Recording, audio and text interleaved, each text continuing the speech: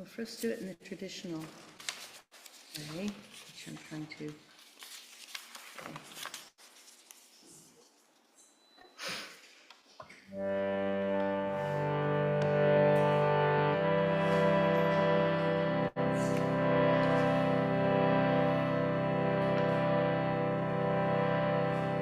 Guru Brahma, Guru Vishnu, Guru Deva Maheshwara, Guru Sakshat Param Brahma, Master Sri Guru Namaha, Ramanandam Paramasitaram, Kevalam Jnanamurti, Anvatita Gadana Sadisha Atmanasya Vidaksha Ekam Nityam Vimalamachala Sarvade Sakshipika Bhavatita Tigunarabhuta Satgurata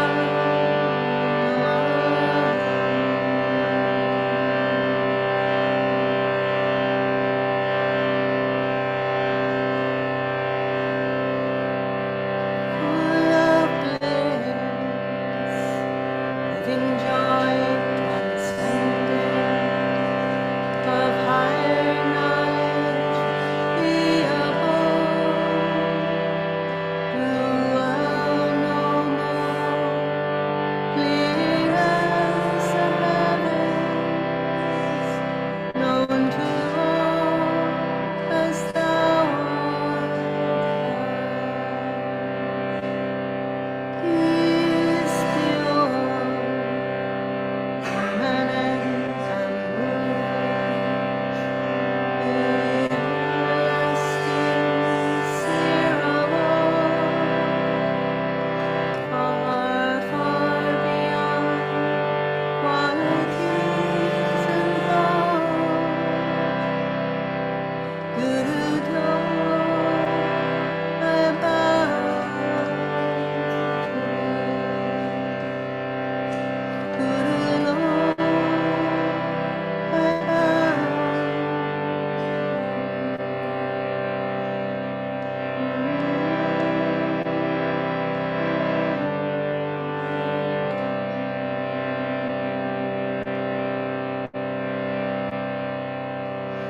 Eva Mata Travita Tvameva Tvameva Bandhu Jasaka Tvameva Tvameva Vidya Pravinam Tvameva Tvameva Sarva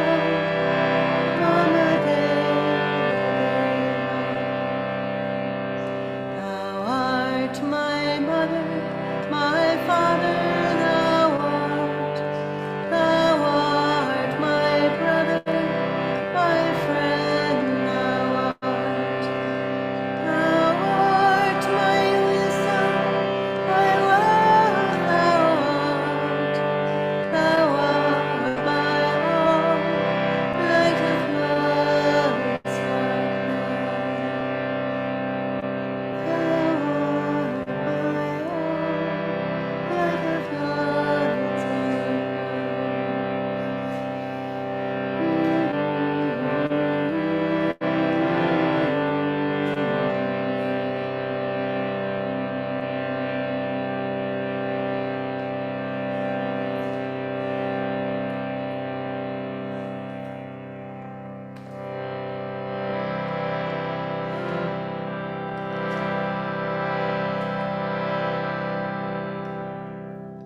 This next chant is Saint Teresa's admonition, or the admonition, let nothing disturb thee.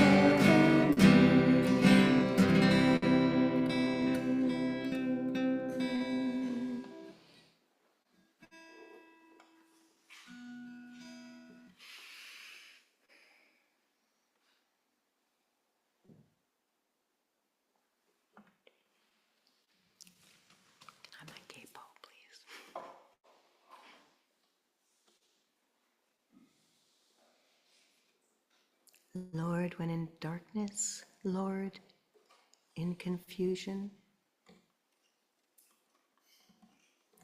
always I'll think of thee. If I grieve or lose my way, only thou canst comfort me. All I live for is to love thee, my beloved friend. And it's confusion, not delusion. Okay, either way. What key are you in? D minor? Or? Okay. Okay, I guess I can do that. It might be out of tune. Right? What?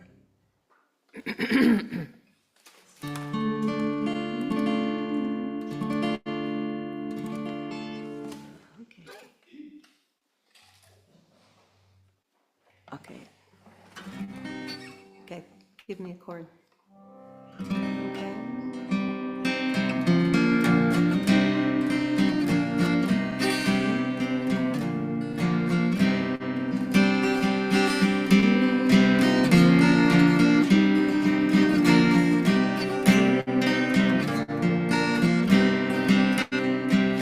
Lord, when in darkness, Lord, in confusion, always I'll follow thee.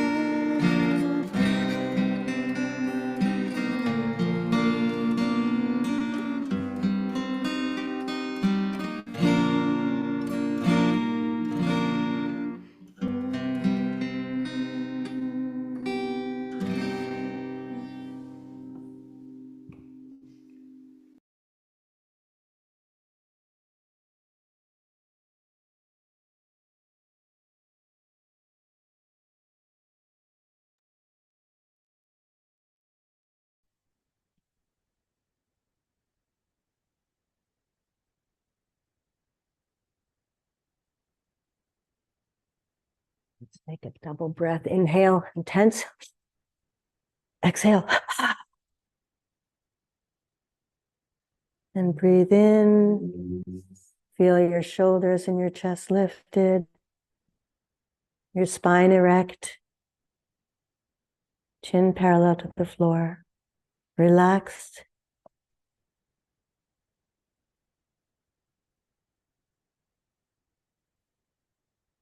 We'll meditate now for 5 minutes.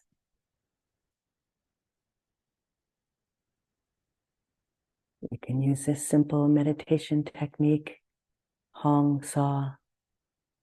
I am spirit. I am he. As you breathe in, feel the energy rise, chanting Hong. And as you exhale, feel it descend to Saw. I am he. I am spirit. I am love. Practice this for a few minutes and then sit in the silence.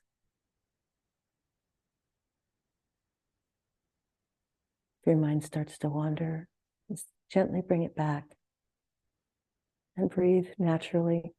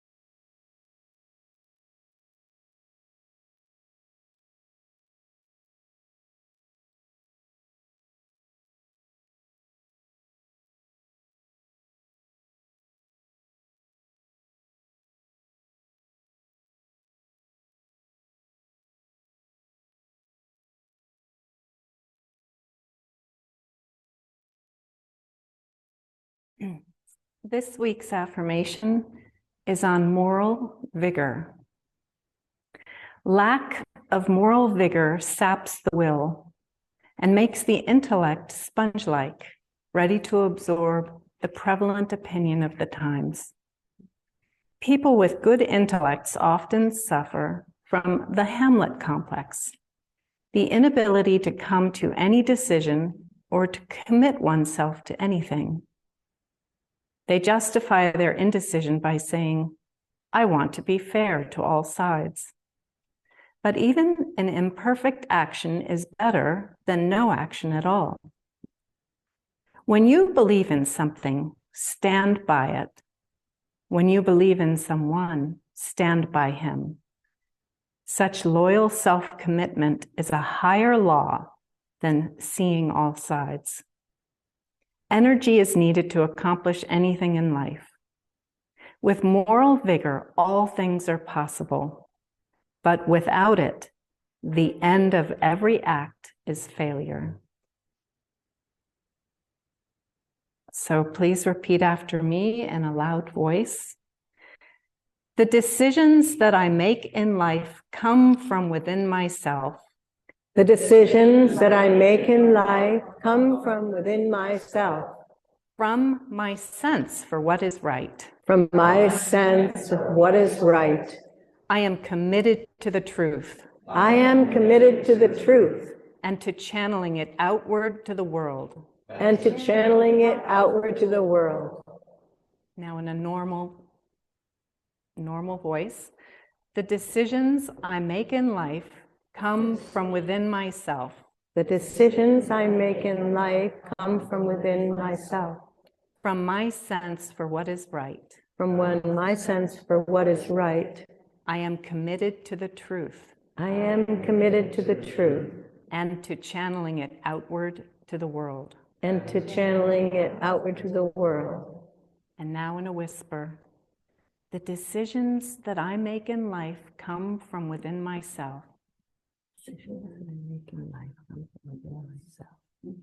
From my sense for what is right. From my sense for what is right. I am committed to the truth. I am committed.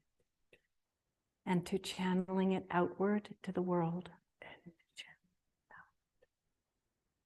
And now silently, the decisions that I make in life come from within myself. From my sense for what is right. I am committed to the truth and to channeling it outward to the world. And again, silently, but focusing at the point between the eyebrows, bringing the energy up to the superconscious. The decisions that I make in life come from within myself, from my sense for what is right. I am committed to the truth and to channeling it outward to the world. Divine Mother, with every action of my will, let me express thy divine vitality, thy truth, thy perfection. Let me live to serve thee alone, or else die in the attempt. Om. Peace. Amen. We'll have our reading now.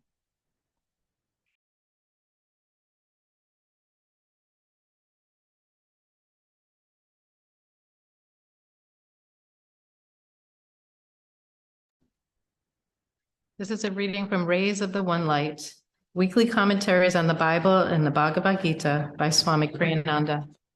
Week 46, the promise of the scriptures. Truth is one and eternal.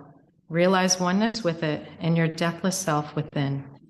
The following commentary is based on the teachings of Paramhansa Yogananda. In the Gospel of St. Luke, chapter 15, we read the famous parable of the prodigal son. Jesus tells of the man who took the wealth bestowed on him by his father and squandered it in foreign lands, where he fell into evil ways. At last, repentant, he returned to his father's home. When his father saw him, he was, Jesus tells us, moved with compassion and ran and fell upon his neck and kissed him. And the son said to him, Father, I have sinned against heaven and before thee. I am no longer worthy to be called thy son.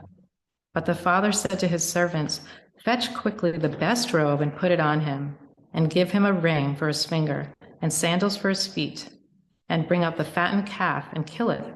And let us eat and make merry, because this my son was dead and has come to life again. He was lost and is found. And they began to make merry. Small-hearted human beings, identified as they are with their little egos, give exaggerated importance to any slight they receive from others. Thus they imagine God, like them, to be petty, unpardoning, and vindictive. In God's eyes, however, when human beings go astray, there is nothing to forgive. All are aspects of only his own self. He who made us resides in us. He is not far away from us in some far-off heaven. His call to us always is to return to our own home within. The way to return is described in the Bhagavad Gita in the 6th chapter. Supreme blessedness is that yogi's who has completely calmed his mind, controlled his ego-activated tendencies, rajas, and purged himself of desire, thereby attaining oneness with Brahma, the infinite spirit. Thus, through Holy Scripture, God has spoken to mankind.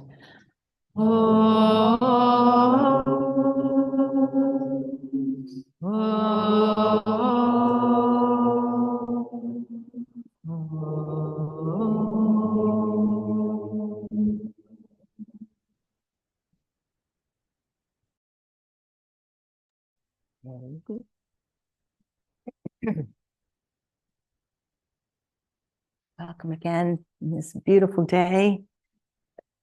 Thanks for being inside with me and online too.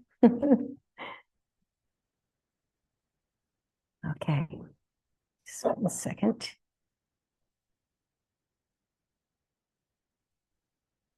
It's not too high?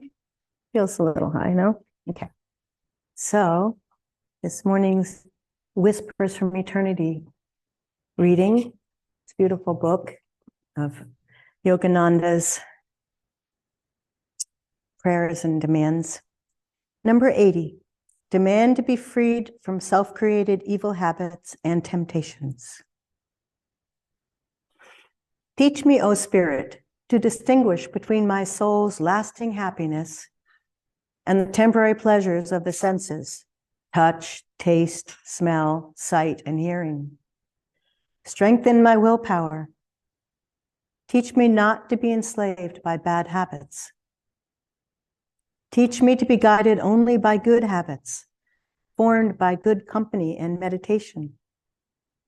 Teach me above all to be guided by thy wisdom. Teach me to shun evil by right judgment and discrimination. Teach me willingly to adopt all good ways, influenced only by inner freedom and not compelled to evil by hardened habits. Got a lot to live up to there. So this story, the prodigal son, it's certainly one of the stories we've probably heard since childhood. And I always wondered, what about the other brother, you know? And in the reading, it doesn't really talk much about him, but I would imagine he'd be pretty resentful and, you know, like, hey, I stood by your side all these years and he's gone and squandered and partied and, you know, kind of felt for him. And so as I was preparing for today, I was reading about a bunch of different things. And one of the things I found is the parables. This is one of the many parables that Jesus told. And there's a parable and there's a fable. This is just a little factoid what is the difference? And so the parable is, let's see the definition back here. It's a simple story used to illustrate a spiritual lesson or a moral or a spiritual lesson. And the fables may be similar. I didn't really research fables, but what's interesting is parables have human characters where fables have animals and plants and nature. So I thought that was interesting. So, of course, I think we understand that the prodigal son's return is the analogy for our soul wandering off into lifetimes of wandering and questioning and pleasures and traumas and rebirth over and over again until we realize we're tired of this, and we go back to God, and God is there waiting for us unconditionally, no judgment, just happy to see us. Let's party, kill the fattened calf, which I'm sure they were expecting to have that make him through the winter. But so this Patanjali says this remembering is called smriti, and the actual, let's see,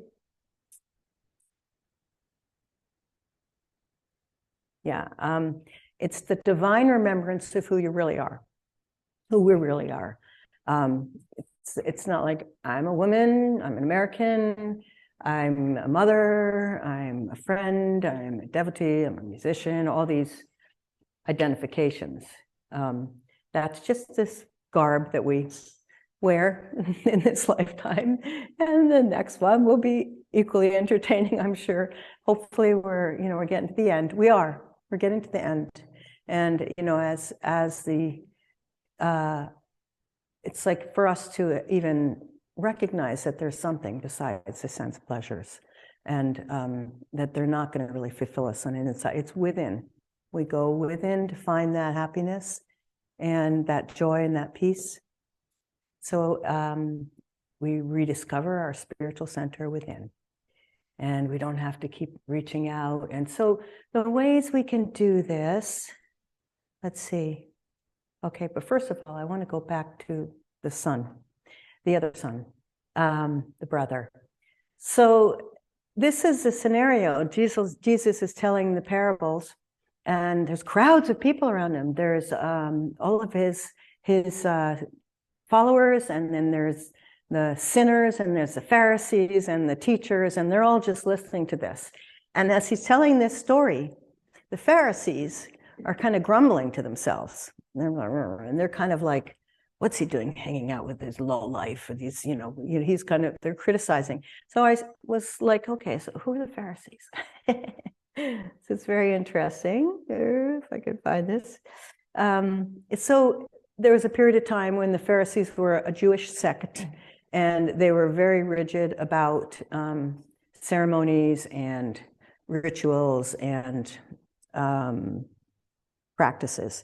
And they were very self-righteous and hypocritical and sanctimonious. So Jesus was actually directing this to not just the moral to all of us, that God will love us unconditionally, we can come back even if we fail and sin over and over again, but for the Pharisees to, be kind and forgive. And so that was so that we, that represents the brother, representing, the resentment and the fact that his brother got this incredible big welcome, and his father must love him more, and how come he's ripped off now? So the father says, all that I have is yours. But your brother was lost, and now he's found. So they both are there. The brother can forgive him because the father has an open heart and doesn't even, so that's that story. I think the moral vigor affirmation was very appropriate. It's so interesting when you start reading the readings and all the things show up in your life that remind you of whatever the topic is, or, So I have my friend Hunter and Audie, and many of you have met them, but they lived in Ananda village. We grew our kids together. No, we raised our kids together for 20 years, and they moved back up to the Northwest. And I see her every year, and she came out recently to visit. But I spent time with them during COVID and got in the habit of, you know, when I have a talk coming up, I talk to people about the topic, and it's just always in my mind, trying to, you know, kind of understand it on a deeper level. And Hunter always has these things. I call them Hunterism. So I talked to him yesterday for the first time on the phone, and I just said, hey, this is the topic of, do you have any words of wisdom? And they weren't necessarily about this topic, but I found them very inspiring. So Hunter is someone who was very devastated by the results of the election. And, you know, it's part of our lives now, and we all love each other, and we have dearest of friends who do not believe the same things as we, but, you know, it's kind of like, well, what do you do with that? And like in other times, brother against brother, but no, we have higher ideals. It's like, that doesn't matter. That's just like, okay, somebody likes someone better than you, what are you going to do? Have a temper tantrum? So he finally was able to pick it, but it did hit him hard. And I know many other people who, like especially in the, you know, the people who are compromised, who don't feel welcome, maybe queer or whatever. They're just people who don't feel safe anymore, and it's hard to see all that. But so what Hunter said, he said, you know, we're all just these rivers, and we're going to the sea. I mean, we can't stop it. And that's the promise of the scriptures, which is the title of this, because the promise is we are all going back there. And you know, we might get dammed up for a while, but then maybe the dam will break or be undammed, which has happened wonderfully up in places for the salmon especially. But anyway, but the rivers will go back to the sea. We all will go back to that ocean of bliss and God consciousness. And it's going to happen inevitably. Might take a lot longer. I was up in New Hampshire, because that's where I'm staying these days, and I was looking at the map of the Saco River, which I used to paddle all the time when I was a kid. And it's like, I had no idea that it was doing this the whole time. You know, it's just like, what? You know, we were just going down the river, but it was, so Hunter said, you know, there are going to be rapids and cliffs and whatnot, and he's a canoeer. He's you know, practically instead of legs, he could be in a canoe, and he loves to go on solo paddling. He said, you just got to stay upright in your canoe. You just can't tip over. You know, you just got to keep going down the rapids. And I thought, well, that's a really apt analogy also for these times, because they are rough for everyone.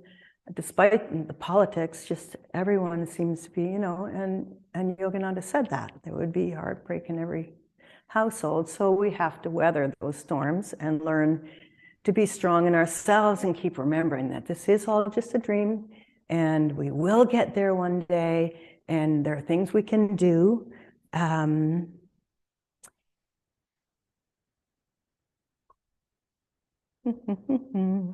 Serviceful, ego-expanding activities, music, meditation, building community. When you're feeling sorry for yourself, reach out, and these kinds of things. And, you know, I mean, I can't say enough about the music and the meditation practices that we are so blessed. So that's kind of the solution to everything. Every talk could kind of begin and end on that note, but I think there's one more thing I wanted to say. Yeah, so the thing that Hunter said, which this was, I thought, very interesting, that the word that came to him was determination. And I thought, wow, the affirmation this week is moral vigor. And I felt that they're very similar. They're in the same boat, in the same canoe.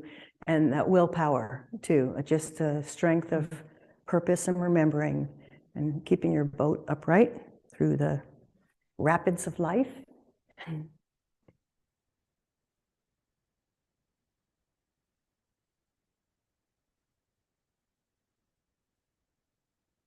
Yeah, and I guess the last thing I would say about it all is the unconditional love. And we can be that.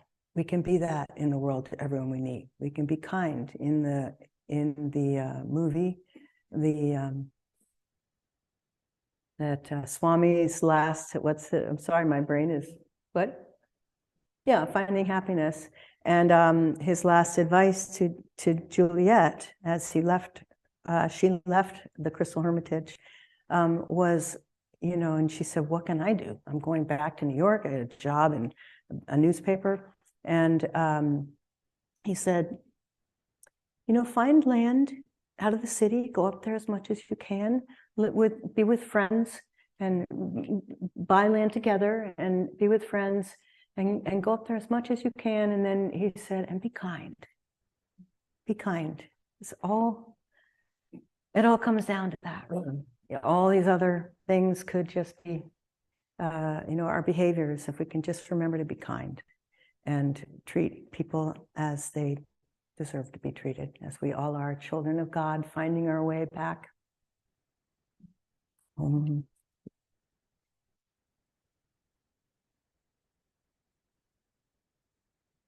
We'll have our offering.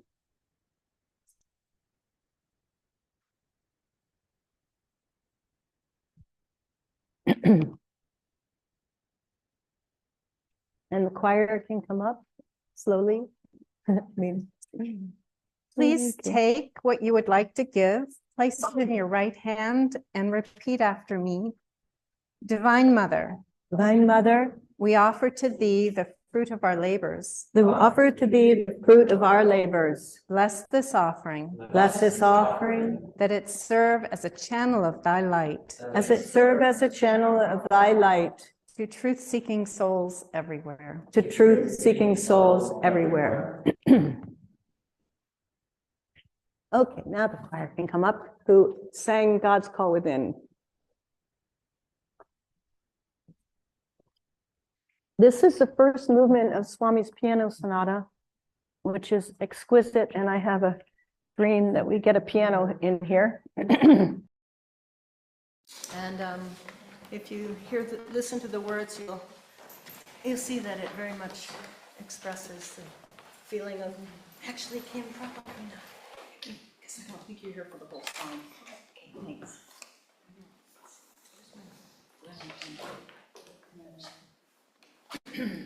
Are we on? We're close. That's okay. It doesn't matter. You squeeze it a little, Dhuti. We're going to go here.